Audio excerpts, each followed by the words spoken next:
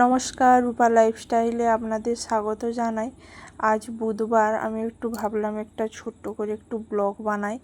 তো সকালবেলা এখন বাজে 7:30। তো ছেলে স্কুলে যাবে, এখন 9:45 ওর বাস। তো আমাকে 7:30তেই রান্না বসাতে হয়। তো আমি প্রায় ভাত করে নিয়েছি এবং মাছটাও প্রায় ভাজা হয়ে গেছে, জাস্ট একটু বাকি ছিল মাছের মাথাটা ভাজার জন্য। তো তারপরে ভাবলাম যে একটু ভিডিও করব বলে কোনো পরিকল্পনাই হয়তো ছিল না। তারপরে ভাবলাম যে একটু আপনাদের দেখাই। তো দেখো, আমি ঝিঙ্গের পোস্ত করব বলে ফার্স্ট 5 ফোড়ন দিয়েছিলাম, তারপর পোস্ত দিয়েছি, তারপর তেজপাতা দিয়েছি, দিয়ে তারপর ওই ঝিঙ্গেটাকে একটু নাড়ানাড়ি করতেছি। তো তারপর করার পরে এটাকে আমি একটু চাপা দিয়ে দেব। তো এখানে চাপা দিয়ে আমি ওখানে মশলাটা করব। তো মশলা বাটাটা আপনাদের দেখাবো না। তো এটা চাপা এখানে থাক। তারপর দেখো আমার এখানে হয়ে গেছে প্রায়। তারপর আমি এটা কিছুক্ষণ পর হওয়ার পরেই আমি এবার এটাতে একটু লবণ দিলাম, তারপরে একটু হলুদ দেব। তো দেখো, হলুদ দিয়ে একটু নাড়ানাড়ি করে তারপর এতে আমি একটু এবার যে মশলাগুলো করেছিলাম সে মশলাতে দিয়েছিলাম একটু আদা, একটু রসুন, জিরে আর পেঁয়াজ বাটা।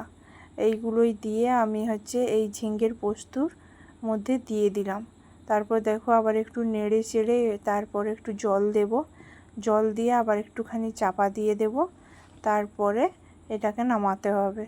দেখো, তারপরে এখানে আমি একটু জল দিয়ে দিচ্ছি, পরিমাণ মতোই জল দেব, যতটা লাগবে, কারণ ঝিঙ্গের তো এমনিতেই জল বেরিয়ে যায়।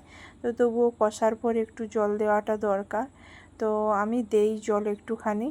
তো দেখো, এই এতটা দিয়ে দিয়েছি, তারপর আবার একটু ঢাকনা চাপা দিয়ে দিয়েছি। তারপর দেখো আমার এখানে ফুটতিছে এটা।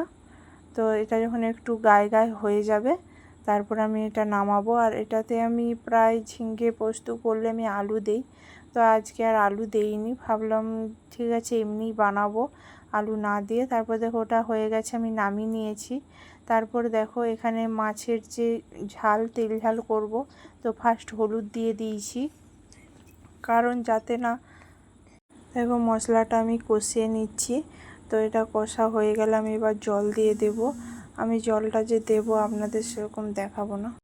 তারপরে দেখো মশলাটা ভালোভাবে ভেজে নিচ্ছি। তারপরে হওয়ার পরে এটাতে আমি পরিমাণ মতো জল দেব। এটা আমি বেশি পাতলাও করব না এবং একদম গায়ে গায়ে করব না। তো একদম মিডিয়ামভাবেই এটা আমি রাখবো, যাতে ভাতে মাখিয়ে খেতে পারা যায়।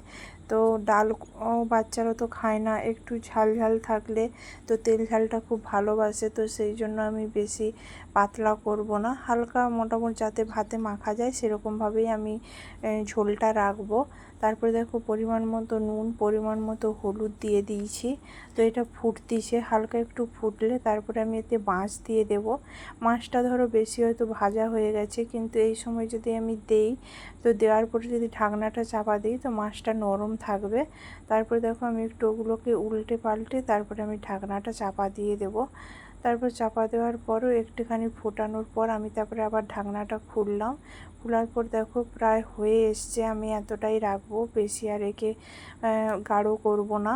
তো দেখো এটা হয়ে এসছে প্রায়। এবার আমি গ্যাসটা বন্ধ করে দিয়েছি। তো গ্যাসটা বন্ধ করে আমি এটা নামিয়ে নেব। নামিয়ে নেওয়ার পরে আপনাদের আমি দেখাবো তো কীরকম হয়েছে। কালারটা হয়তো আপনারা বুঝতে পারছেন না। আর আমি কি বলুন তো, গুঁড়ো লঙ্কা দেই না, আমি বেটেই লঙ্কা দিই। আর ওই কালার হওয়া বা ওগুলো আমি দেই না, যতটা যেটা হবে সেটাই আমি করি। যে কালার হওয়ার জন্য একদম আমাকে করতে হবে বা আমাদের ওরকম কেউ খায় না, তো সেজন্য করি না। তো লঙ্কা একটাই দিই, একটাতেই হয়। দেখো এরকমভাবে হয়েছে।